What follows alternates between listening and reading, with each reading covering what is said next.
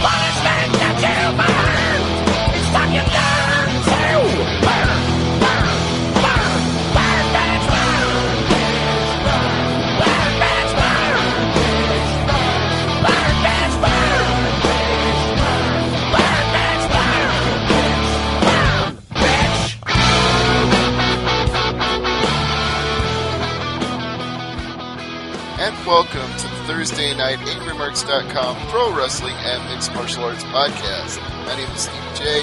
Got two people on the line with me who are going to discuss all things pro wrestling with me tonight. First of all, Jason Harland, a.k.a. The Great Sudoku. I think I'm going to watch the NHL All-Star Game just so that the Royal Rumble isn't the worst thing that I've watched in 2016. You really think John Scott is better than the Royal Rumble? Is that what you're telling me? I'm saying it's quite early in the year, but I'm putting Royal Rumble down. I mean, it's only January, but I'm still putting Royal Rumble down as a candidate for worst pay-per-view of 2016. Well, we're going to get into that in a minute, and we're also going to get into New Japan and Lucha Underground and a lot of other things that you probably liked a lot better, but let me introduce the other co-host who you just heard laughing. That would be the one and only, the lovely and talented Abbey. Hey, everybody. Glad to have you back, Abbey. Thanks for being here tonight. Good to be back. Did you hate the Royal Rumble as much as Jason did? I found the Royal Rumble very predictable. I would say it was predictable too, but I don't know if that stoked my ire. That's ironic. We're Angry Marks. I'm the original Angry Mark, but I didn't feel the temperature rising. I didn't feel my blood boiling. When I saw Triple H come out at number 30, I went, yeah. That's kind of how I was too. It was kind of like, yeah, we know it was happening. We knew it was happening. Yep. It was just, okay, they were going to do this. We knew it, and they did it. So why can I even get mad about it at this point? It was... By the time Triple H even came out, I had the WWE Network on mute and I was watching the X-Files. That's how interested in the Rumble I was at that point. Yes. Well, it was predictable, but it wasn't all bad. I mean, the predictability did at least give us AJ Styles, which we had all predicted, which we had all expected. I just didn't realize he'd be in the Rumble so early. Yeah, I was commenting on that too, and again, to go back to the X-Files, major spoiler alert, if you haven't seen the episode of the X-Files, just don't spoil fast forward through the next... Don't spoil it? Don't spoil it. I've got it. Well, I will go with The Force Awakens, and I'll use the Force Awakens analogy. The Force Awakens waited until the very end of The Force Awakens to reveal that Luke Skywalker was in the movie. That is something WWE could have taken a page out of their playbook because, yeah, they pulled the trigger on Styles way too early, putting him in at number 3. They should have brought him in closer to the end. Although they did have an agenda to present him as a star, and by putting him in early and letting him have a long run, I believe he had the 4th longest run in the Rumble this year, then they got to say, look at this guy, fresh into WWE, and he lasted almost as long as the final 3 people. Yeah, I guess they're kind of biding their time. They're also kind of buying time. I'm not sure if they know what they want to do with Styles, if they want to do a reunion of Bullet Club, if they want to do a New Japan Invasion. I think it's smart that they haven't had him talk. They've brought him in a way where they can kind of debut him. He did hit some of the signature spots like the springboard flying forearm smash, which was good to see some of the martial arts chops that he does, the quick chopping combinations, and it was good to see him in the match. I just would have preferred, if they had teased it a little better and had him come in later in the match. All right, Abbey, what did you think? Was it too early or was it just the right time? I'm not sure if it was too early. I don't really think they had another choice. I mean, you had Reigns pretty much being booed out of the building from the minute his music hit. Nobody liked him. Nobody wanted him there. It was kind of quiet, so at least bringing AJ out once the crowd realized who it was, got everybody back into the match again. And I'm really glad that they had Owens eliminate him, because if it had been anybody else, oh my God, the internet would have blown up. If he had to be eliminated, I'm very, very glad that it was Kevin Owens that did it. Yeah. Very glad. And he got to be a smartass about it too and yell something at him like, "Welcome to WWE." Yeah, I mean, that was a smart move by the idiots that run the company. So they did the right thing there. The next night on Raw, not so much. All right. Well, we'll get to that eventually, but this does raise a question that I wanted to address. I've heard a few other people make this point too, so I won't claim it's an original thought, but it is something that you can't not notice if you're I don't want to say we're the smart wrestling fans, because I think all wrestling fans have some intuitive knowledge, but if you're aware and you follow the storylines that go into things, it gets a little more daunting to accept the implausibility of this. Roman Reigns is injured by the League of Nations, given a severe beatdown, splashed through an announce table by Rusev. He has to be helped to the back. They try to put him on a stretcher. He refuses the stretcher. He walks out under his own power, but he was never thrown over the top rope, so he wasn't eliminated, and he can get back into the match later. Now, we all know this is a big setup for him to come back late. That's not what I have the problem with. The thing I have the problem with is earlier in the evening, Kevin Owens and Dean Ambrose had a hell of a last standing match. They beat the crap out of each other for almost 30 minutes. I loved it. I thought it was great. At the end, Ambrose retains the title. Then Kevin Owens, when he comes back out for the Royal Rumble, comes down to the ring limping, selling, showing he's been in a war. Like, you understand that he just wants it that badly. He's not going to let anything stop him from getting in there and trying to win that World Heavyweight title. And yet Roman Reigns was supposedly beaten down by the entire League of Nations and comes back la-di-da like there's nothing wrong. Like, why is Kevin Owens selling and Roman Reigns isn't? Why is Kevin Owens limping down to the ring like a heroic babyface and Roman Reigns is just strutting out there like a heel? No wonder people were booing him. Am I wrong about this, guys? Well, there's the difference between Reigns and Owens. Owens is a professional wrestler and Reigns is a sports entertainer. Owens knows what he's supposed to do and how he's supposed to do it. But doesn't it even put more heat on Reigns besides that? Because it looks like he was just sitting backstage having a cup of coffee, reading the newspaper. I mean, he's back there taking a nap. Yeah. This is one of those things too that I could foreshadow. As soon as Vince brought his goons out to start beating up on Roman Reigns, even before he was taken to the back, in my mind I'm saying this is a classic delay tactic. As long as he's getting his ass kicked on the outside by these guys, he can't be eliminated. Other guys in the ring, they can be eliminated, and then what happens? Yeah, he goes to the back and then comes back out like John Cena, the Doctor hooked it up Superman. But yeah, Kevin Owens knows about psychology. Like Abby was saying, he is a professional wrestler. He can sell. He knows about selling. He knows how to make something look believable, where, yeah, Roman Reigns, not so much. It's WWE, I mean, they're trying to make Reigns into Cena 2.0, and all they're doing is making him into Lex Luger 2.0. It's not working. It's just hard for me to accept that this actually does make me mad. I said the Royal Rumble doesn't make me mad, but this part of it does make me mad. Like, how can they not? They have Pat Patterson there backstage. This guy has booked all the greatest Royal Rumbles that there ever were. Can't somebody just walk over to him and say, is this going to make Reigns look bad if he just walks back out here like nothing? He would tell you. He would tell you the psychology of it doesn't work if you got a guy selling being hurt and another guy pretending that he wasn't even beaten up by 4 bigger, stronger men. Why can't Pat just tell them that? Not only Pat, but like any of the agents backstage in that role, any ex-professional wrestlers that are agenting matches should be like, yeah, you don't want to go back out there, looking like you were back here having a Red Bull and now you've got wings and you're full of pep and energy. If you go back out there, crawl back out there, limp back out there, come back out in a wheelchair or something. But yeah, don't go out there like, la-di-da, I'm back, everybody, miss me.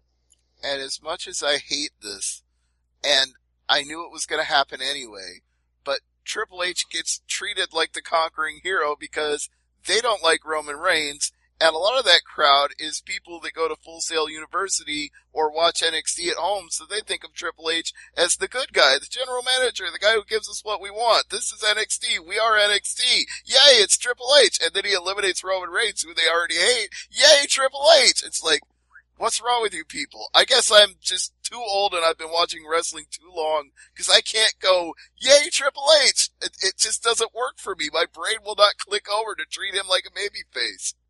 We have Especially to not in understand and 2016. realize, we have to understand and realize that WWE is not professional wrestling. It's sports entertainment. If we want professional wrestling, we got to go somewhere else because the rules to what we all grew up with and know don't apply there anymore. Well, it's not if they ever did to begin with. Well, Abby, it's not even that. I know it's sports entertainment, but they don't even follow the rules of sports entertainment. This guy has been the biggest fucking heel in the company for 16 years. And people are just so anti-Roman Reigns that they're cheering for him, or they just are so young in watching WWE they haven't seen the last 15 years. I don't know which. I wrote a piece earlier in the week about AJ Styles and about how the fans would have a big role as far as how he's treated in the company. And it's like, you have to break down the fans of the WWE universe. I hate that term. I just fucking hate it with a passion. But there's 5 types of fans. You have the kids who are there to, buy Cena gear and cheer their heroes. You have the marks who think WWE is just the greatest thing ever. You have the smarks who think WWE is hell in a handbasket. You have the casuals that don't care one way or another and just think that a WWE show is a good way to spend a couple of hours away from home. And then you have the pro wrestling fans who are there, who appreciate the talent, who respect what they do and how they do it, and hate how they're being used. So you have to look at it. How many people in the crowd are actual professional wrestling fans anymore? 1 out of 10, maybe 1 out of 5 if we're being generous. Yeah, and how many are smarks and marks and kids and casuals? That's the majority of the audience. They don't care. Well, that's interesting because if you talk about booing Roman Reigns, you would call that the smart reaction or the pro wrestling reaction. Mm-hmm. And he's getting that reaction from all of the audience, not just part of it. That's just because he sucks. He's really that bad. The man has no redeeming qualities but his hair. And even that's starting to piss me off. I mean, it's not tunnel level hair anger, but it's getting there. Contrast the reaction that he got to the reaction that AJ Styles got, though. I mean, these again, your casual fans, your marks, they're not going to know who AJ Styles is. These are fans of pro wrestling who have maybe seen him on TNA. These are smarks who know about him from the internet. These aren't the kids that know who AJ Styles is. These aren't the WWE fanboys who know who AJ Styles is. These are pro wrestling fans, and it's like the entire universe that was that arena that night was all seemed to be chanting for AJ Styles when he came in, which was a surprise to me, but a welcome one. And that was one of the good points of the show. And they were chanting for him when he left too. They were chanting, "Thank you, Styles." They had completely bought in. Well, I mean, he deserves it. He gave a great performance. And a lot of that, I think a lot of the initial pop may have been kind of that group dynamic thing. It's like, okay, we don't know who this person is, but everybody's screaming for him. Let's join in. Or, I'll throw out another possibility. Pay-per-views and big pay-per-views like the Rumble and WrestleMania draw a higher percentage of your internet wrestling fan, of your educated pro wrestling fan, of your longtime wrestling appreciator than do other shows. That has a lot to do with it too, probably. So maybe instead of 1 out of 10 or 1 out of 5, it was more like 1 out of 3 in that crowd on that night. You might have had 25% in the audience that really understood what was going on and could really appreciate what was happening in that moment when AJ walked out. And then, like you said, everybody else realized the buzz and just went along with it for the ride. Well, that too, but also you kind of got to figure at this point too, any infusion of fresh blood into WWE is going to be something that's cheered because they're so sick of seeing the same talent booked in the same way. It's like, wow, here's somebody fresh, here's somebody new, let's cheer for him. All right. Well, let's go over the rest of this card really quickly, and then we'll get on to things that I think Jason and Abby both enjoyed much more this week than the Rumble. We had the pre-show match, gets 2 people into the Rumble. We knew it didn't matter because they were getting eliminated no matter which 2 it was, but it was Mark Henry and Jack Swagger. Any thoughts on this, Abby? None. Jason? This is what I called on our pre-show, and I think this may be indicating that this is Mark Henry's final Royal Rumble. It felt like the thanks for your years of service, here's an extra payday for you. It felt like that. Yeah, I mean, this was a complete throwaway match, and any one of these men going into the Royal Rumble isn't going to go very far anyway. That's why I thought it was going to be Mark Henry and Swagger just as a thank you to Mark Henry, so this might be your last Royal Rumble, so here you go, have fun with it. Yep, I will accept that. I already talked about Ambrose and Owens, so I'll give you guys the floor to say what you thought of it. Jason, you go first. I thought this was a fantastic match. I love some of the spots. I loved when they brought out the chairs, when they brought out the tables. I thought the finish was very anticlimactic given some of the spots we had seen before, seeing Owens go over the top rope and crash through some stacked up tables, and then he couldn't get to his feet. I mean, I guess that's kind of par for the course when you have a last man standing match. I just would have preferred it to see it maybe in the ring. I mean, I thought the spot, I think it was it where Owens got to his feet, where he slid out of the ring? Or was that Ambrose? One of the two slid out of the ring into Owens. The floor to get to their feet. That was Owens. That was very smart. That was psychology again. Owens is great with psychology, but it just seemed that the spot that ended the match wasn't quite as high impact as some of the spots that were in the match, but otherwise it was a fantastic match. My only problem is with the finish. This was the best match on the card. Abby, your thoughts? I pretty much agree with everything Jason said. All right. I loved it. It was great. I wish they'd put it later on in the card, but that's just me. There was one and only one thing I noticed about the match, and I'm not even saying it's a bad thing, but something I noticed that took me out of the moment of how great it was. When Owens was setting up the tables outside of the ring, there was one very, you know what I'm talking about. Yeah. The fan who just started laying into him and yelling things at Owens, and the camera was close enough. You're wasting your time. Yeah, that was the one that made me laugh when he said, I feel like you're wasting your time here. I'm like, oh my God. Somebody put a muzzle on this guy. But Owens, I mean, if he had sold it, then it would have been even funnier, but it was just kind of fun just watching him completely blow the guy off while he continued to set up the tables. Owens usually reacts to that shit and tells people to fuck off. Mm-hmm.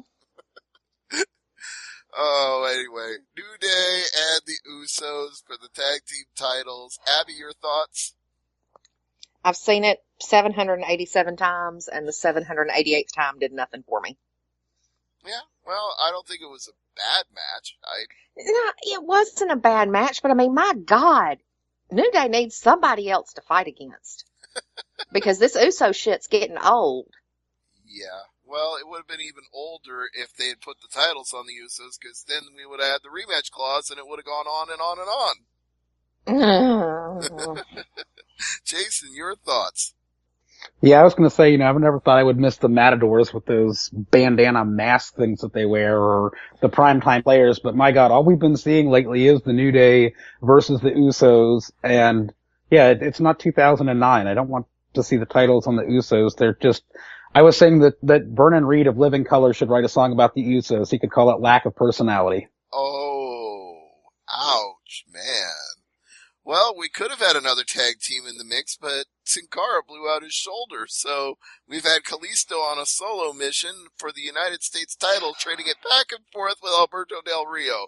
And despite my prediction on last week's show, Kalisto actually won the title again, and this time he hung on to it for more than a day. So, I don't know what to say. I was dead wrong here. Abby, what were your thoughts? Them hot-shotting this title back and forth, it doesn't do anything for the title. It doesn't do anything for the people involved in the matches. And I still don't know why the hell they brought Del Rio back if they're going to treat him like this. Well, maybe they're just getting the United States title off him to do something with him. That's like what, the League of Nations? I mean... I don't think the League of Nations is long for this world, but we're going to get into that in a little bit because there's an injury that we need to talk about. But I smell the fact that that feud will develop and he will beat up the rest of them and move on. I'd like to see that. I would like to see Del Rio turn on the League of Nations. Not even so, I mean, he can even still stay healed, but just be out for himself like Alberto Del Rio always has been. That's what I'd like to see with the bigger and better things for Del Rio. Turn on the League of Nations, throw him into the world title picture because God knows it needs an infusion of fresh blood at this point. With the Kalisto Del Rio, US title, I wasn't a big fan of them hot-shotting. I mean, it kind of seems to me like they wanted Kalisto to win it at the pay-per-view, but then they realized when it was on and they're like, wait, at the pay-per-view, we'd rather have him win it than defend it. It's better to have the little babyface chasing and win it at the pay-per-view, so quick, let's get it back onto Del Rio. I like that Kalisto has it. I hope they let Kalisto go on a run with this now, kind of like they did with Rey Mysterio when he was the world champion. Let a little guy hold a big belt for a change and see if he can bring something different to the United States Championship. See, I wouldn't have used Rey Mysterio as the example. I know they're both luchadors. I know they're size-wise similar, but they did not treat Mysterio well when he was booked as the World Heavyweight Champion. They chopped him out every single week on TV and then let him win when it mattered on pay-per-view, but they made him look like a geek all the rest of the time. Yeah, I don't want Kalisto to look like a geek, and every time I'm watching him in a match, I'm thinking, please don't lawn dart him like Kevin Nash did to Mysterio that one time on the trailer in WCW. So, yeah, I'd just like to see Kalisto bring something different. You have both an Intercontinental and a United States Championship, and I'd like to see something different, something that Kalisto can bring, like a high-flying style, a luchador style, have that in play with the U.S. title championship being defended. This is where we're too old as wrestling fans because we remember things the way they used to be and not the way they are today. And in the old days, if two people from Mexico were feuding over the United States title, somebody would have come in and said something like a heel or a face or somebody would have said, hey, where's the representation for America in this match? But that doesn't even get addressed on commentary, let alone in storyline anymore. It did get addressed tonight on SmackDown. Oh, well, I haven't seen SmackDown, so what did they say? Lawler just said that he had a problem with Luchador holding the U.S. title. See, I don't. Of course, that's just Lawler being Lawler, but, Right. I don't actually have that problem, but I'm glad somebody at least made mention of the fact that it was two Mexicans feuding over the United States title. Don't make it a problem, but at least mention it. Yeah, I was thinking that tonight, too. It's like, it's the U.S. title. But, that's kind of one of the side effects of it being hot-shotted so much is it gets devalued to the point where you don't even notice or don't really even care at this point. You're like, oh, it's the U.S. Championship. Yeah, as long as something different happens with it, I'm fine with these two fighting over it. See, this is just me booking for myself here, but I would turn it into a fun storyline where you have a couple of gringos go down to Mexico and win, the CMLL Heritage title or something, and then everybody get in an uproar like, look at these American gringos holding this title, and then they can just smile and say, hey, you got Mexicans holding the United States title, fair is fair, buddy. Oh, that would be an awesome Rudo promo to cut in a Mexican lucha promotion. I know, but WWE is never going to work with CMLL or AAA to do that, so that's just pipe dreams, wishful thinking on my part. But we'll have to stick with the guys from New Japan holding those. Yeah, that's as close as we're going to get. Anyway, one more match to talk about, Charlotte and Becky Lynch. Abby, your thoughts? Yeah, don't start that Becky Lynch crap, okay? I had that thing in my head for the entire show. Well, did you like the match at least? I liked the match until the end. With the whole Ric Flair tossing his coat over her head. Number one, that should have been Ric Flair tossing in the towel, In a perfect world, that's what it should have been. That was just so damn stupid. Well, what about the kiss stealing, wheeling, dealing? Did you have any problem with that? Was that at the Rumble or was that at the previous Raw?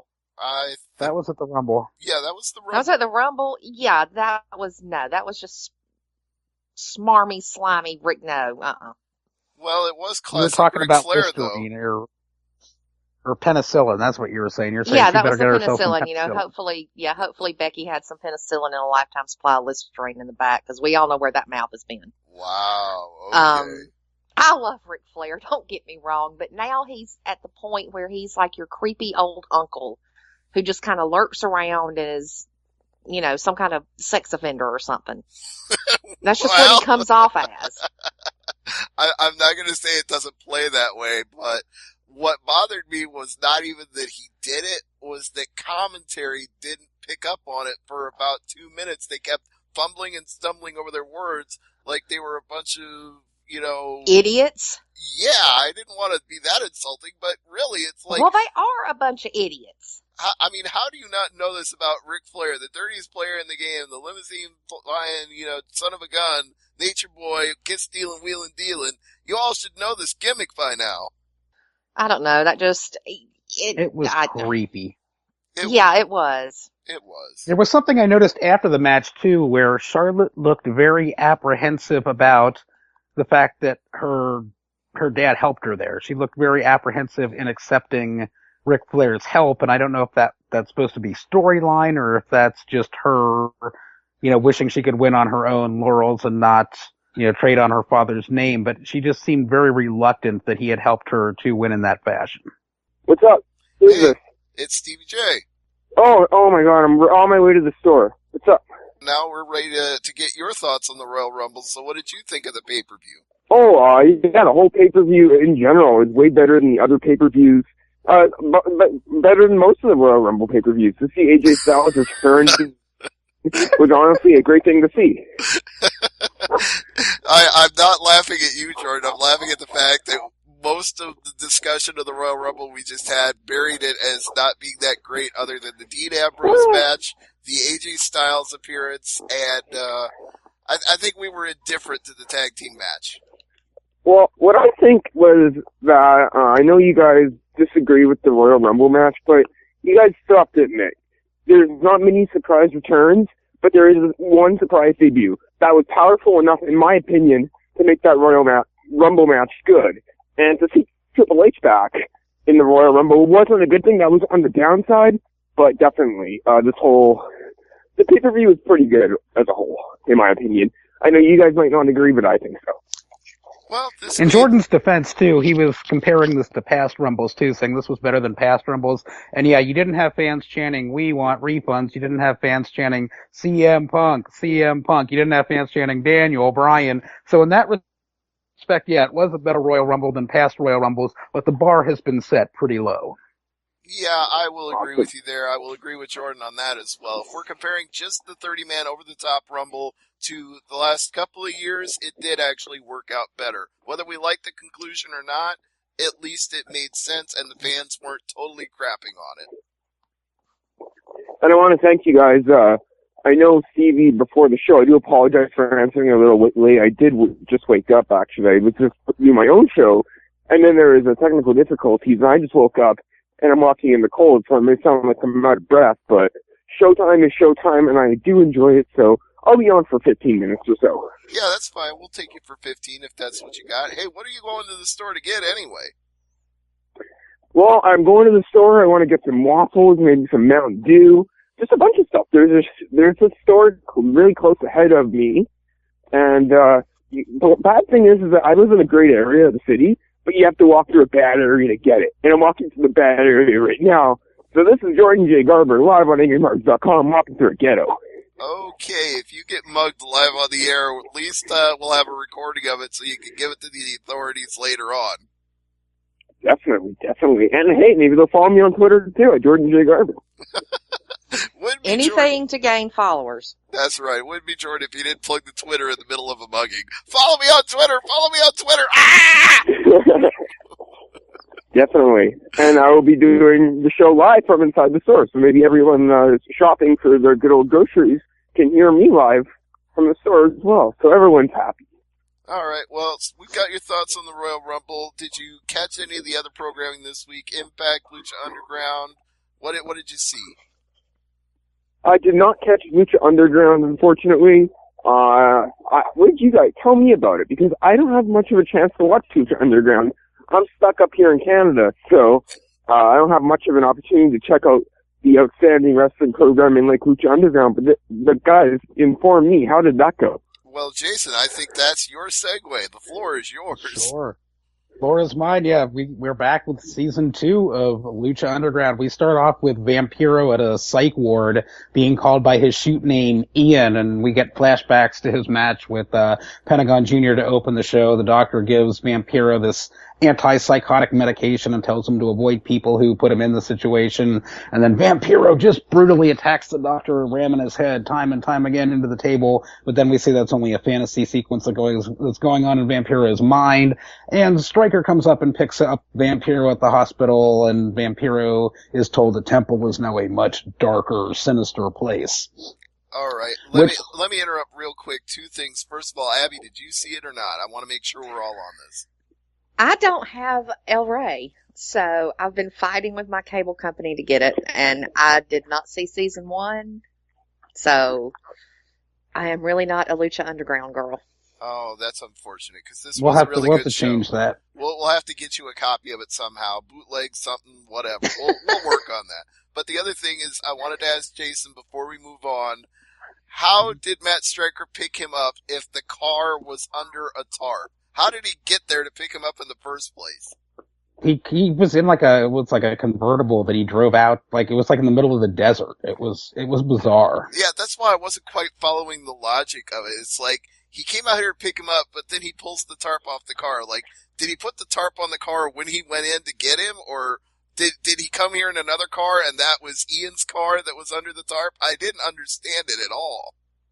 Yeah, I thought he might have just hallucinated the whole being in the hospital thing, but then later in the show he pulls out the bottle of pills the doctor gave him, so right, apparently he actually was at the hospital to get the pills. That's why I had that same interpretation too, like, because part of that had to be a hallucination, because either he attacked the doctor or he didn't. So I was thinking to myself, maybe this whole thing is just a fevered dream in his imagination, the car being under the tarp, Stryker picking him up and everything. But then, like you said, he shakes the bottle of pills while he's sitting there on commentary. It's like, okay, some part of that was real. Which part?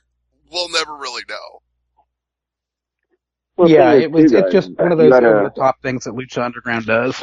Jordan, what's that? Jordan. The thing is, first off, one cool thing is I walked by somebody in the grocery store that looked like Psycho Sid, so I'm just putting that out there. And then number 2, I gotta love the Lucha Underground storylines. Like, really, they're just so, it's hard to explain what they're about, but you just like them. I love them. And you know what? I've watched a bunch of them on YouTube. I watched a bunch of Lucha Underground tapes, and honestly, it's awesome. It's great. Yeah, I'll agree with that. Even if it doesn't make sense, at least I'm interested in it, and I want to know more, and I want to figure it out, which I can't always say about WWE. So Lucha Underground succeeds even when they fail. They succeed in failing. Exactly. And yeah, just Lucha Underground all in one is a great product, and I gotta find a way to tune into the product each and every week. Yes, indeed. We'll have to hook both you and Abbey up. But Jason, getting back to Lucha Underground, we had a lot of men-on-women violence in this episode. That kind of surprised me. We did, and yeah, Katrina's back, and there's just something off about her. She just doesn't look hot like she did in season 1, but she's back, and she tells Phoenix that he's going to be fighting for the Gift of the Gods Championship against King Cuerno, and if he can beat King Cuerno, he has to beat him first before he can get a shot at Mil Muertes in the title, which is kind of weird because I thought the Gift of the Gods Championship was like an automatic title shot if you wanted to cash it in, but who knows? This part I actually did understand. She said, it's your right to cash it in, but it's my right as the booker to make you wait a week. And since that title is a 24/7 title and you have to defend it anytime, anywhere, King Cuerno is challenging you for that title. So she was putting the screws to him as much as she could as the person in charge, and that I actually respected because that puts her over as a big-time Rudo. I suppose, yeah, it just kind of takes a little bit of the steam out of the Gift of the Gods Championship, but this was a fantastic match between King Cuerno and Phoenix, because Phoenix just always brings it, and Cuerno turned it up a notch from what I'm used to seeing. Usually I'm kind of bored with Cuerno matches. This was like mediocre, kind of a step above the boring Cuerno matches that I'm used to seeing, but And how much did you mark out when they yelled Kenta Kobashi on commentary? Oh my god, yeah. Phoenix comes charging into Cuerno with a high running kick in the corner, and Striker doesn't say anything about it other than Kenta Kobashi, and I immediately take that, and I was marking out huge. I'm like, oh yeah, 1990s All Japan, you bet, yeah. This is why we love Lucha Underground, because they're not afraid to reference other things outside of their own universe, if I can use that word that Abbey hates. They will acknowledge things that go on in the wrestling world outside of them. One thing I liked about this match, too, is we've always seen Cuerno win the match with his finisher, Thrill of the Hunt, which kind of gets boring. That's kind of like the WWE mold. He hits Thrill of the Hunt here on Phoenix. Phoenix kicks out at like 2.5, 2.6. He kicks out of it. It's like a shocker, because when King Cuerno hits Thrill of the Hunt, it's match over, and King Cuerno actually comes up with an even more devastating looking move to put Phoenix away and capture this Gift of the Gods championship with this spinning cradle scoop pile driver move that came almost out of nowhere. Because up until he hit the Thrill of the Hunt and up until he hit this winning move, it was pretty much all Phoenix on offense. So it was interesting to see. It was interesting to see King Cuerno get the win and not with the Thrill of the Hunt finisher, and to see him pick up the new Gift of the Gods championship. And it will be interesting to see how they use King Cuerno going forward, because he really wasn't one of the major featured players. Well, he was a featured player. He really didn't have any major storylines in season 1. So it'll be interesting to see if he can kind of carry the ball as a number 1 contender going forward. And for me, this sets up Phoenix as the sympathetic character, the Daniel Bryan character of season 2, the one that's getting screwed by the promoters. The other wrestlers are more than willing to take advantage of it if they know they've got the advantage thanks to the promoter, and he's just going to have to keep fighting to overcome the odds. And I'm going to get behind the Phoenix story of seeing him rise up against all this opposition. Uh-oh. Did we lose Jason? That's not good. I hope we didn't lose Jason, or else I'm going to have to cut a promo about me live in the grocery store. Well, all I'm hearing is clicks and whistles on his end, so why don't you go ahead and cut a promo, and I will try to get Jason back. In front of everybody at the store, there's like 20 people, and Psycho Sid just walked by. Well, what was Psycho Sid buying? Tell us what he had in his hands as he left. He just gave me a big stare and walked away. The Psycho Sid-like figure is here. But yes, I'm live in Winnipeg, Manitoba from the grocery store. Don't really care what people have. Actually, I kind of screwed that up. I'm live from the grocery store, though, and I'm going to get some food. And as I get some food, everyone around the world is listening to Jordan J. Garber, because you can hear him anywhere, whether he's in his room, at work, at the store right now getting my Cocoa Puffs. It doesn't matter. Jordan J. Garber is live here on AngryMarks.com. So buy your groceries while listening to Jordan J. Garber. You know what would be even better, Jordan, is if this whole thing was on Periscope right now. It should be. I wish I could do 2-in-1. I should bring my laptop here. Oh my god, I'm like slurring my words. I just woke up, that's why. I should bring my laptop here next time and like do a live Periscope feed while I'm just here shopping. Everyone here thinks I'm crazy, but it's all good. The world doesn't. Live from the grocery store while you're getting the R.D. Reynolds approved Fruit Brute and Cocoa Puffs and what's the other one that he likes, Jason? He likes Quisp. But you guys gotta help me out. I'm not... Blueberry. Blake Braxton loves Blueberry. That's right, Blueberry. You gotta get some Blueberry and some Count Chocula. You guys gotta help me out, because I'm not a good grocery shopper. So, like, what should I get, guys? Bags. Well, get yourself some Count Chocula and get yourself some cheese curls. That's the way to go. Although, I was down in Minnesota last week for Steel Domain Wrestling, and they did have these milkshakes that you put in a blender in the gas station. It was like so good. I got the cookies and cream one, and I got the mint chocolate chip one. So definitely, that's a good thing to add to my experience. That does sound pretty good. I'm kind of craving a milkshake now, Abby. How about you? Sure, why not? I'm just kind of wondering about the whole grocery store thing. I had to go deal with that earlier today. I did not realize it was, a Thursday event for everybody. Yeah, well, everybody wants to get it done before the weekend. That's why they go out on Thursday. That's why the stores are always crowded on Thursday. I'm in a good mood, though, guys, because I got my chocolate chip waffles right here, and I'm about to get them. Everyone listening live, tweet Jordan J. Garber here, retweet you, because he got his waffles. Oh, you think the stores are bad now, Abby? Just wait till next week before the Super Bowl. Then it's going to be stupid. I live in South Georgia, man. It's always stupid down here. I will just assume you're referring to the grocery store and not anything else. I won't extend that out to the population as a whole. Yeah, I will extend it out to the population as a whole. Whoa, okay. I don't want to get you that kind of heel heat with people listening. I don't want you to get mobbed and lynched for your comments. I mean, literally, here it rained today for maybe a couple of hours, and on the way home from work, 4 wrecks. People do not know how to drive when it's drizzling outside. You know, God forbid I lived somewhere where there was snow, or it ever snowed here. The entire damn town would shut down. Well, this is the thing I've been saying about Nebraska for years, is you would think people would know how to drive in the snow living in this godforsaken state, but no! Half-inch of snow on the ground and people lose their minds. It's like, have you never seen snow before? You live in Nebraska, you should know what to do. Hey, you guys gotta love Nebraska. Home of the Omaha Storm Chasers. Yes, indeed, and I'm amazed you knew that. I'm a big baseball fan, guys. You guys know that there was Jordan J. Garber's AngryMarks run that lasted nearly 2 years. Fast fact. I'm not fired yet. I'm shocked. You're never going to be fired as long as you're willing to do podcasts live for the grocery store. You're awesome. This might be one of the funniest moments in Jordan J. Garber's career here. Yes, indeed. But speaking of things that weren't funny, the former Trios tag champions were forced to face each other for a title shot. Jason, tell us about this match. Yeah, they were. Katarina's playing Booker again and tells Evil East, Angelico, and Son of Havoc they have to face off against each other before the match starts. We also see that Katrina was in the locker room talking to King Cuerno, and apparently beforehand they had made some kind of deal or alliance. So she's trying to put the screws to Phoenix something fierce. But the match, this was kind of a May match to it that Evil East ended up winning by pinning Angelico with La Magistral Cradle.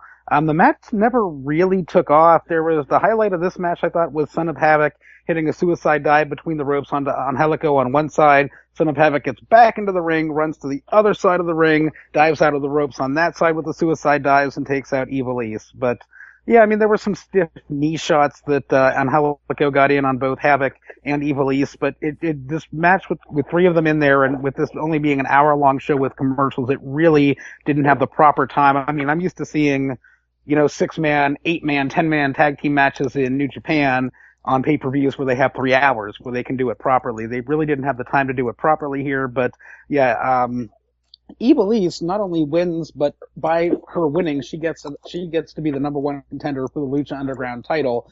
And by being the number 1 contender to the Lucha Underground title, they meant immediately, right after this match, the Sugar Skull crew, the Disciples of Death, show up. They didn't look like the Sugar Skull crew. They actually looked a little more badass this time. But they show up, they come, they carry on Angelico and Son of Havoc to the back. Evil East is left to face Mil Muertes, and this was just like a lamb to the slaughter right there. This was a squash match. So Jason, before you go on, I gotta interject a couple of things about that. First of all, watching the trios match, it occurred to me that the reason that I always liked them as a team was because they were all equals in that team, and it didn't matter whether it was a man or a woman who got the pin because they were all in the same playing field. They were all working as a unit. When they were forced to face off against each other, the whole man-on-woman violence thing became readily apparent to me in a way that it never was in trios matches. And then, to further the point you're about to make, when she was forced to immediately accept the title shot against Mil Muertes, I'm suddenly looking at this huge hulking beast and this tiny but really good wrestler, and I'm looking at it like, okay, what, Jordan? You want to jump in on this? Sorry, I'm just out to check out here.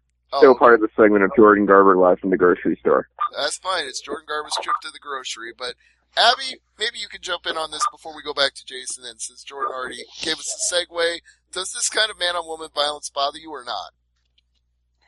About Lucha Underground? Really. Not really? No, not really. I mean, if it was, if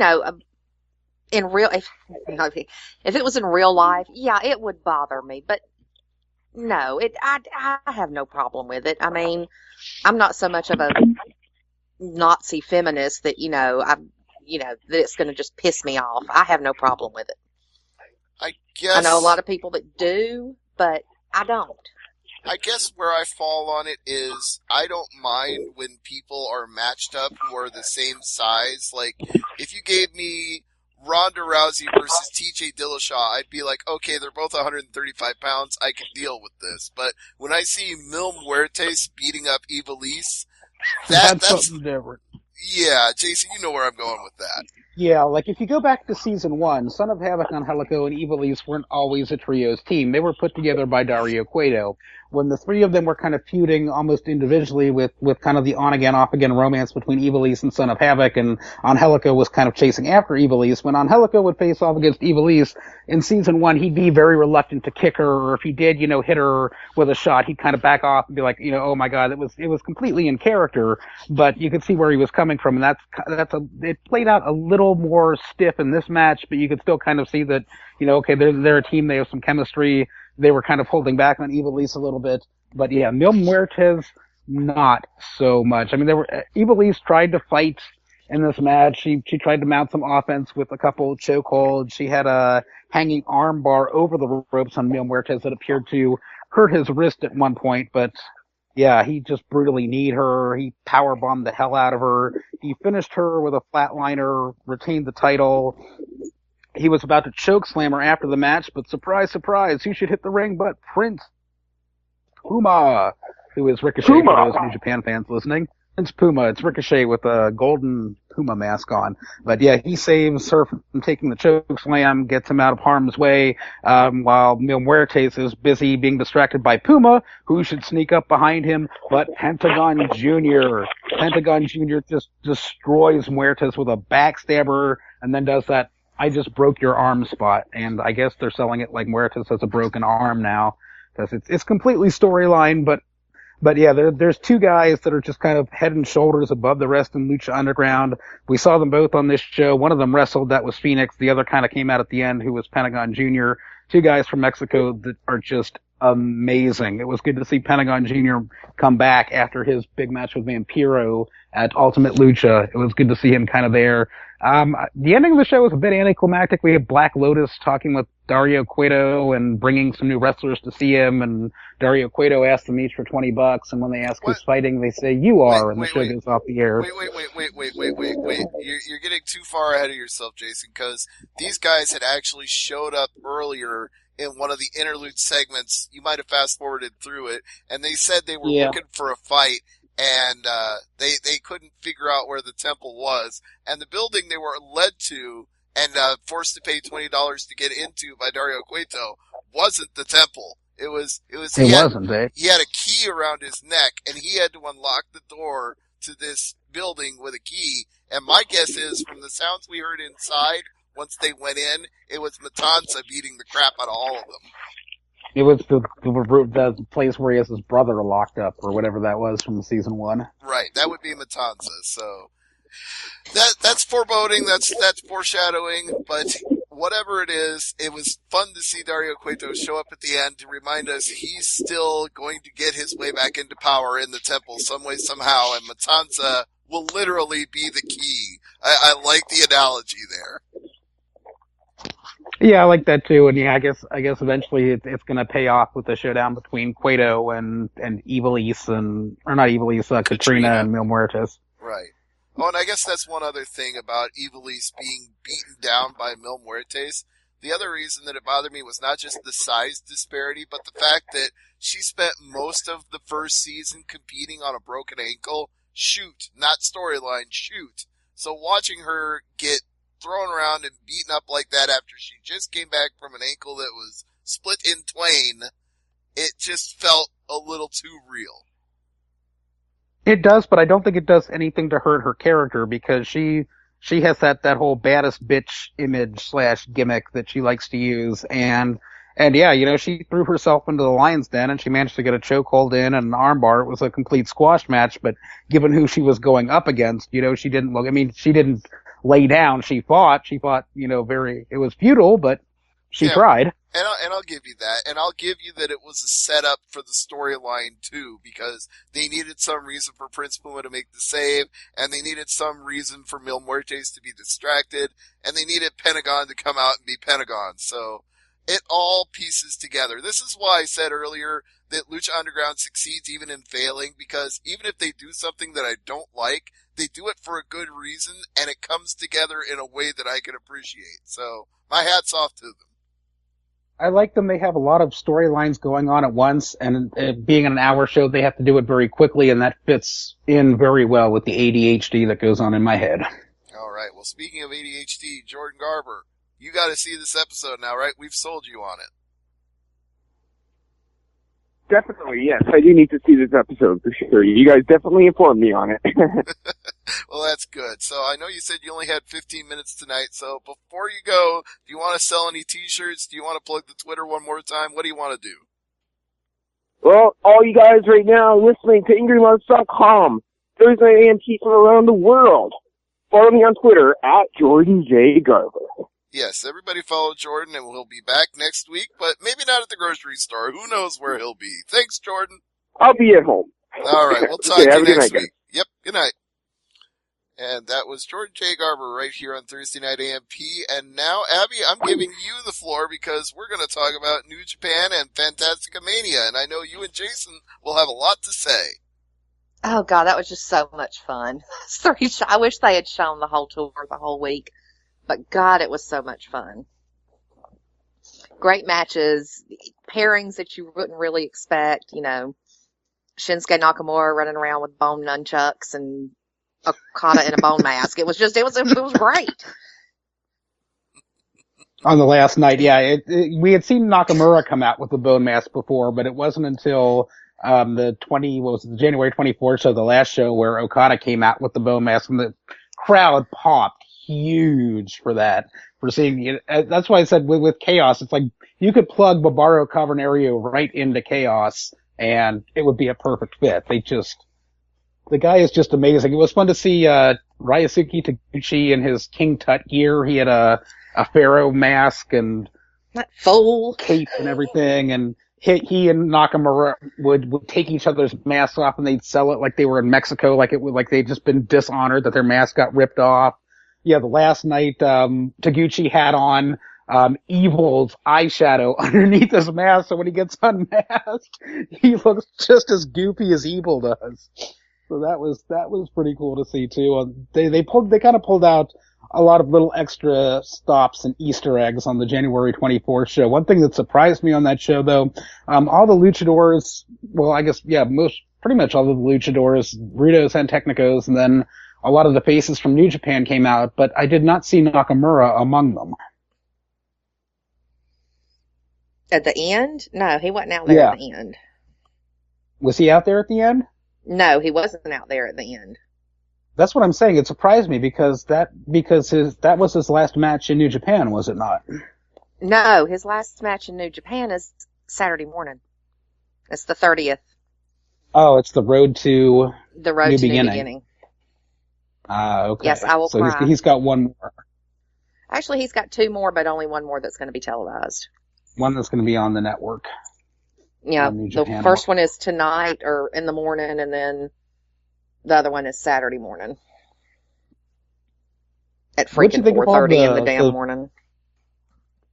Wanted to get your take on all the mask ripping that Los Ingobernables was doing against the Mexican luchadors like Atlantis and who else were they facing? It just seems anytime they got in the ring with somebody with a mask, they were going to rip it.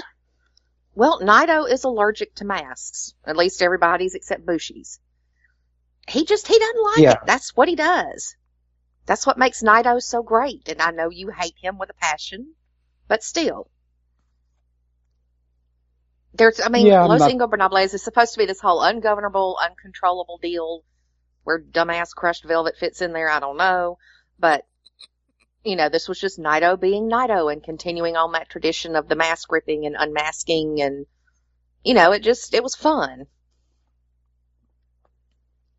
It was fun. It kind of works in Japan. He may get his head taken off if he tried that in Mexico, but. Well, yeah. You don't do that there. I mean, that's a whole honor and respect thing over there in Mexico. You don't do that. The mask is their whole identity. But in Japan, right. You don't really have to worry about it so much. Yeah, and one thing that really surprised me about the Japanese crowd was how over both Mystico and Ultimo Guerrero were. I mean, they God, would that play to the shit. crowd back and forth with that little whatever TP hand chant that Mystico was doing, and then Ultimo Guerrero would jump up and down in the air, and the fans would start jumping up and down, and they were just over. The fans loved them. Yeah, and the rest of us, that kind of got old after the first night. Because they And they spent did it half of their matches every doing single that. night, appealing to the crowd, which again is a very Mexican thing. The Japanese fans loved it, but it was like, God, you're spending a quarter of your match sitting here, raising the roof or whatever the hell Mystico was doing. It was like, just wrestle, please. Take your super mullet and that ugly ass vest from 1987 and, just have a damn match. But no, I mean, it I was guess fun. The cards were fun, and the Dragon Lee. I can't pronounce the other guy's name. Which one, Volador or Mephisto? No, the Japanese dude that came Kamaichi? back. That's him. That match was just fucking amazing. That was just great. And then it was interesting to see Volador Jr. come out too with the kind of Finn Balor tribute with his body and face all painted up. Yeah, Nakamura did that. He did all the painting on the tour, it appears. He did, huh? Yeah, he did. That Lucha blog posted the picture of him painting up Volador today on Twitter. Yeah, his paint job didn't really live up to Prince Devitt's or Finn Balor's, but it wasn't bad. It was kind of odd looking. I think it would have It was come odd looking, off, but it did come off better very easily. Yeah, it would have come off better, the whole paint job, if he hadn't been wearing, white knee pads and white trunks with black body paint. Yeah, it did. There was kind of a contrast, and then when the paint started wearing off, or his trunks would ride up, and it would just look very odd. The contrast between his trunks, his skin, and then the very dark body makeup that he was wearing. But it was kind of a cool throwback to Prince Devitt there, to Finn Balor and the demon type makeup, and something you don't usually see with Volador Jr. But then again, you don't usually see Shinsuke Nakamura coming out with plastic bone nunchucks either. But it was so great.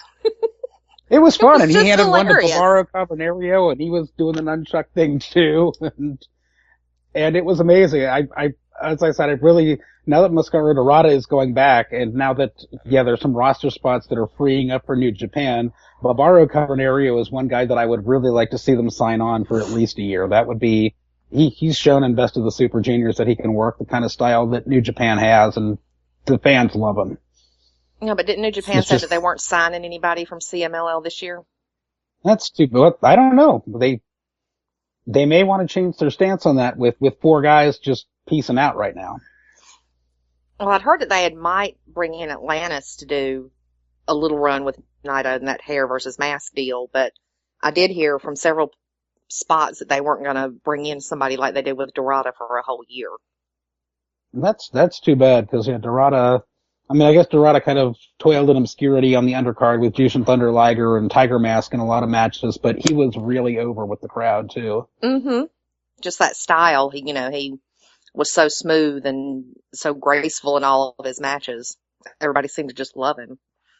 And they're glad to see him back here for the Fantastica Mania. And I guess coming up for New Japan, we have the Road to New Beginning, and then we have another co-branded show after that with Ring of Honor.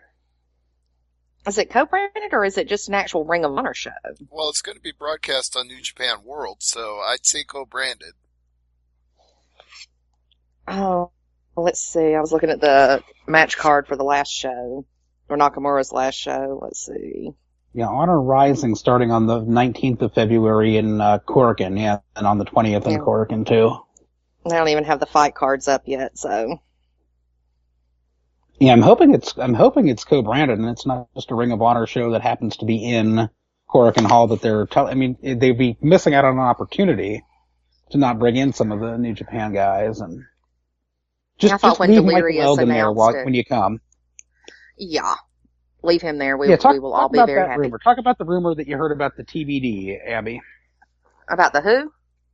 The TBD for Kenny Omega. To be determined. Oh, X. If you'd said X, I wouldn't know what you were talking about.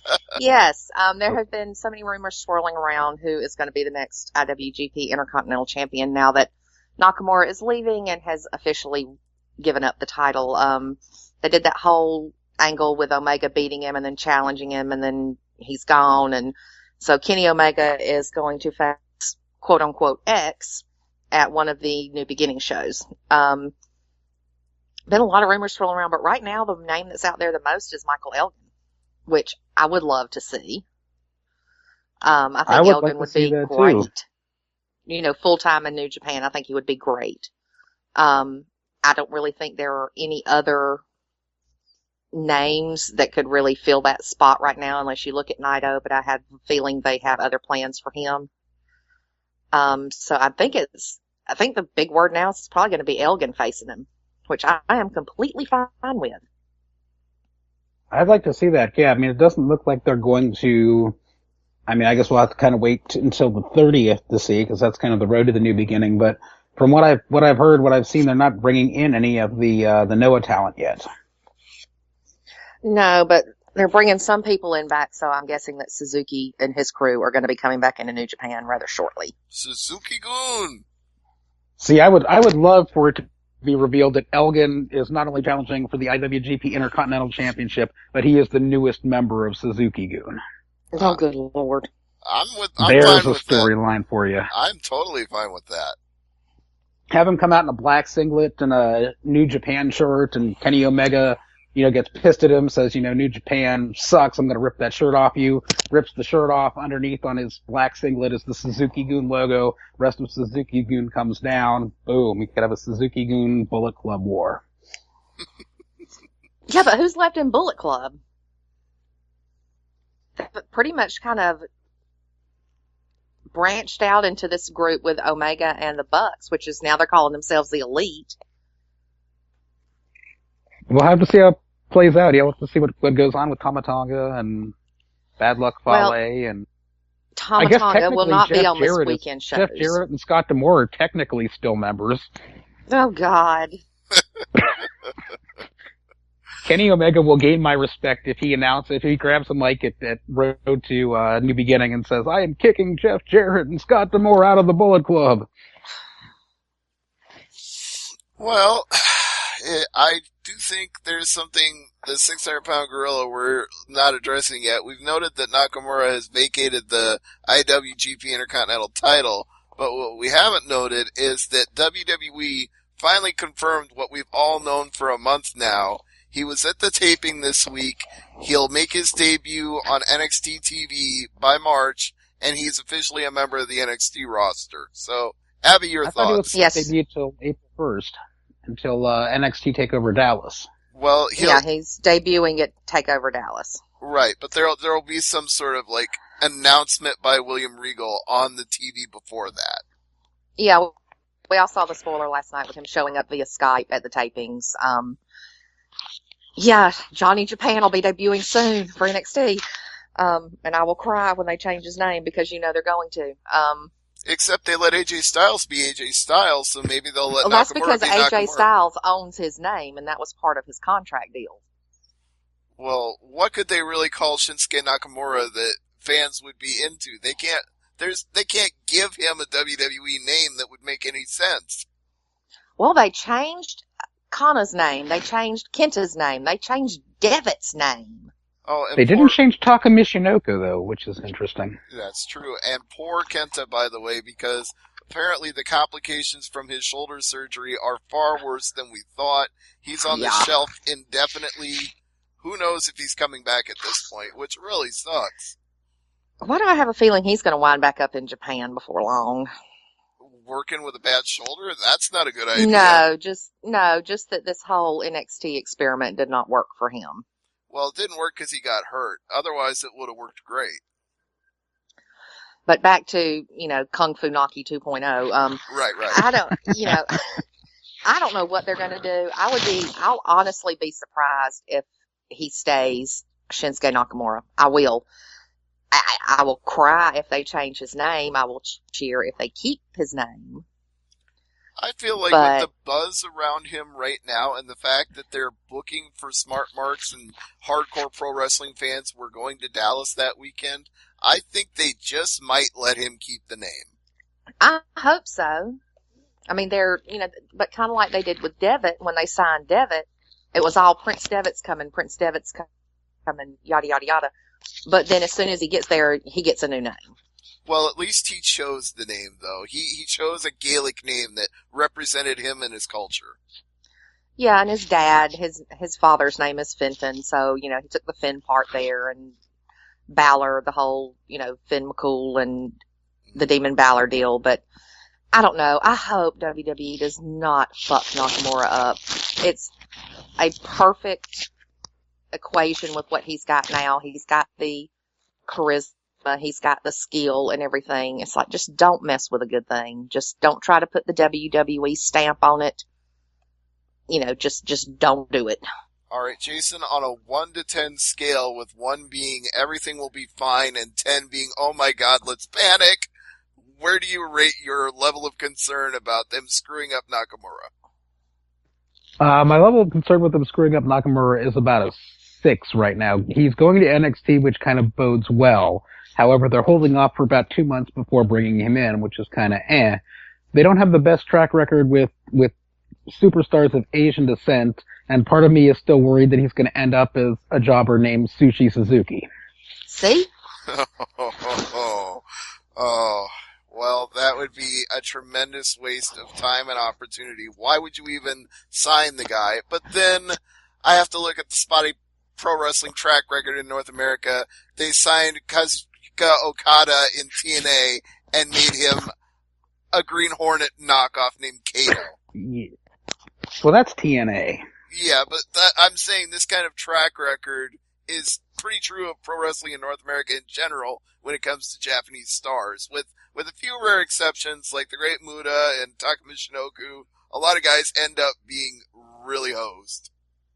Yeah, especially when you look at WWE's track record with them. Yes, but what's funny is that TNA may have done it less than WWE just because they haven't been around as long and haven't had as many stars, but they have way more heat because WWE still gets to book New Japan talent when they want to, and TNA can't get New Japan to return a phone call. That's how mad they are at TNA. Well, they screwed themselves up. So With that Okada bullshit, yeah. It's like WWE has the benefit of doing one thing right with a Japanese guy, and that was Hakushi, and that was because Hakushi didn't stick around long enough for them to job him out. And maybe they just also think, let's play ball with WWE if they want to use somebody because they're the biggest company in the world, and it's good to be in good with them, whereas TNA, you're chump change, you're minor league, fuck you. That too, yeah. TNA it's like I applaud Seth Rakin and Mike Poulin for their TNA Impact implosion results that they do every week. They have to suffer through that. It's like my condolences to you for that. Oh, I did wanna bring something up on the show too. I think it was, who was it? It was on why is the guy Ed from San Antonio was complaining, I believe, about the voting of internet fans voting AJ Styles Wrestler of the Year. So this goes out to Ed in San Antonio. If you don't believe AJ Styles is Wrestler of the Year and doesn't deserve those votes, check out his match from Wrestle Kingdom 10. If that's not enough to sell you, go back to 2015 to the Dominion 7-5 pay-per-view and watch his match against Okada. Those votes were well earned. Okay, and to your other point about suffering through TNA, yes, Seth and Mike do a great job on Impact Implosion. Mike does a great job with the Impact recaps, but I wouldn't say the last 2 weeks have been suffering per se. Maybe it's because I like Matt and Jeff Hardy. Maybe it's because I think the EC3 storyline they've done kind of works. But the show has been better, and the numbers reflect that. They've actually gone up in the demo and up in the total audience each of the last 3 weeks in a row. And Comcast is going to fuck them right in the ass when they move Pop TV to that special tier. Yeah, but then that also only affects the portion of the country that gets Pop TV on Comcast. That still leaves, 80, 90 million other people who still get it any other way other than Comcast? I thought Comcast was the largest cable provider. Am I wrong about that? I don't know. Let me see if I can pull up See what the numbers are. List Crunch of the numbers on largest that one. cable providers. While you're looking that up, we can mention that The Rock came back on Raw. Let's not mention that The Rock came back on Raw. I don't get to I'm talk pretty about sure he llama was penis. stoned or lit or something, because that was just weird. That was not PG at all. I mean, they let him go out there unfiltered, and yeah, it was kind of like Ric Flair kissing Becky Lynch at some points. It was just kind of awkward. And All right. uncomfortable. I do have the list, and this is only as of 2012, but Comcast was number 1, and DirecTV was number 2, Dish was number 3, and Time Warner Cable was number 4. That's as of 2012. So yeah, they would be the biggest. So it's not, there are other providers out there, but the largest, they're taking the biggest hit possible from any one provider.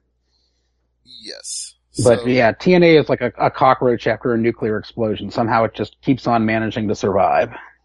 And as for Raw, the Rock segment, I don't know what to say about that, because the only thing that I really cared about in this entire 3 hours was Chris Jericho and AJ Styles getting to go out there and do what they do best. They had a decent match. It was good. I thought it was WWE style good. I mean, maybe it's not what Chris Jericho and AJ Styles would do at an independent show or on a Ring of Honor show, but I was fine with it. I thought it was just There was something awful. you had mentioned Awful. while we were live tweeting, No, Abby. not mentioned awful. Off. O-F-F. Oh, I thought you said awful. Sorry. I No, was like, that's it's what I not wanted to awful. bring up. We were live tweeting, and Abby was saying the match is off, and I was like, Jericho's timing just seemed a bit off. Yeah. I mean, it was a good match, but yeah, there was something just not quite. Yeah, they didn't quite. I mean, I guess AJ Styles is new, and Jericho hasn't worked that style in ages and ages. But yeah, that said, it wasn't a bad match. There was just some timing things that I don't think Jericho quite got right. Maybe it's just my response to AJ being part of WWE and me being a fan of his for years, and Jericho being back in WWE and me being a fan of his for years. But I think I added an extra layer of rose-colored glasses to that match, because my response to it was not that it was off at all. I was looking forward to it, but then a couple of minutes in, it was like, okay, something's not quite right. It was like Jericho was off a step, and because he was off a step, it made AJ look less than he was. You know, it was kind of like I looked at it like, I don't know if Jericho just can't keep up or if he's just phoning it in. I don't know, but because to me it was just, there was just something off about it, and neither one of them looked as good as they are. I guess if there was anything off about it, Jericho is being very careful to conceal that, because he put over AJ like $1 million on his own podcast and said he's already a big star and he's going to be an even bigger star. Oh yeah, what was it Jericho said? More people know who he is after one night on WWE television than have ever known about him in his entire career. Yeah, that's putting him over real big. Well, okay, he has to toe the company line a little bit on his podcast, but I also get where he's coming from with that, because you do reach a higher plateau of exposure in one night on Raw than you do working TNA and Ring of Honor. I won't say New Japan, because I love New Japan, but I would say it's a bigger audience than he's ever had before. Yeah, but that's just like with Vince's reaction to him when he came in. You know, the whole AJ Who, Jericho called him kid and kid and kid, you know, and basically ignoring a decade of the man's career, over a decade of it. Well, that's where I said he has to toe the WWE line. We knew this. We talked about this on the show. We knew this was going to happen. They were going to pretend he was walking around in the wilderness for a decade. Yeah, he's been in limbo trying to find himself in the woods with Sting for that, 12 years that they were in TNA. Yeah, he left WCW and was never seen again until yesterday. Yeah. I don't know. We'll see how the X-Files comes on the air, and Mulder and Scully found him and just dropped him back in WWE. Well, I guess that does raise a point. You said you weren't going to spoil the X-Files, but riddle me this, Batman, because I want to know something. Where have Mulder and Scully been all this time? TNA. With Dixie. But seriously, I mean, I don't want you to spoil anything, but just what's the premise? What were they doing for all these years? Mulder is kind of, he's not with the FBI anymore, and Scully is working as a doctor, so she's kind of still doing her thing. But yeah, the whole, a little teaser for the show is they kind of get roped back into the whole, government conspiracy, and it's kind of an updated, government conspiracy with things mentioned like the Patriot Act and such. So it's kind of nice that they contemporize it a little bit. That's good. You don't have to say anything else. That just tells me that at least there's a credible explanation for what they were doing all these years in between time. They got abducted by aliens. They're being booked by Russo. Oh. Ooh. Well, if they were being booked by Russo, he'd bury all the Japanese talent because they can't get over. That flying saucer on a pole matches. Every now and then in my timeline of news aggregator sources for putting together Angry Marks updates, I'll see an update come across my timeline. Vince Russo says blah, blah, blah. And yes, I know there are some Russo marks that listen to this show. And yes, at times there have been things reluctantly that I would give Vince Russo credit for. However, the fact that he seems to come up every day or two in my timeline that he has an opinion on something, I always have the same thought. And Abby, you probably have it if you see it too. It's like, why do we care what Vince Russo's opinion is in 2016? Who gives two fucks what he thinks of anything? Opinions are like assholes, everybody's got them. I can't stand the man. Although I will say there are a couple of points over the last couple of years that, yes, he's been right about, maybe one or two or three. But for the most part, I think he is just so desperate to stay relevant in this business that no longer wants him. And he just talks to hear himself speak. They say even a broken clock is right twice a day, and that's kind of the Vince Russo philosophy right there. He's right twice a day because he's a broken clock. He's a broken something. I just wonder why other news websites even dignify the fact that he has an opinion on anything. Why is it every time Vince Russo opens his mouth to opine about something, everybody runs just runs like they're cattle coming to the trough to feed? Like, yay, Vince Russo said something, let's report it now. I usually have the opposite reaction, like, no, I don't want to report what he said. It's like when I see Sunny on my timeline, it's like, no, I don't want to know what she did now. Forget it. I've quit reporting on Vince Russo because it pisses me off. I've quit reporting on Sunny because she's just a lost cause. Same. It's like Jim Cornette. I could once a day write a story about some kind of bullshit he's pulled. Except I still like and respect Jim Cornette, which is more than I can say about the others.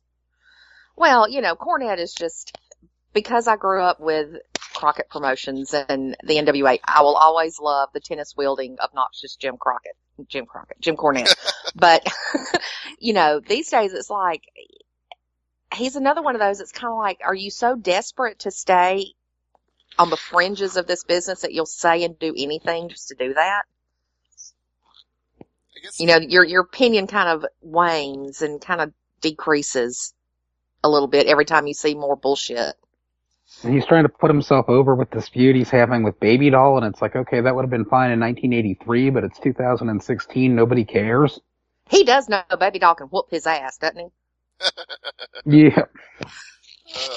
Well, I suppose there are a lot of people that can whoop his ass. That was sort of his gimmick, was that he'd talk real big, and then once it came time for the whooping, he was nowhere to be found, or he'd try to run, and somebody'd have to catch him. Yeah, but these days he's just, I don't know, he's just gotten more obnoxious as the years have gone by. It's like today writing up shit about Lucha Underground. He couldn't even get the people's names right.